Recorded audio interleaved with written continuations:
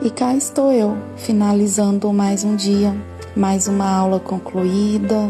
Agora é o momento de voltar para casa. Eu amo esse momento. É aquele momento que eu digo, ufa, terminei.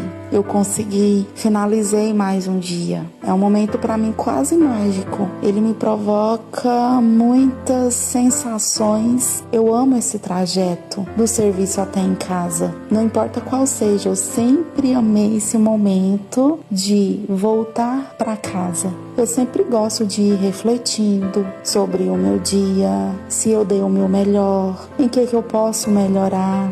Eu amo ver à noite as luzes, o movimento, os carros, as pessoas. Eu já vou pensando no abraço que eu vou dar na minha filha. Eu sempre gosto de ir escutando uma música, eu canto. Eu amo voltar para casa.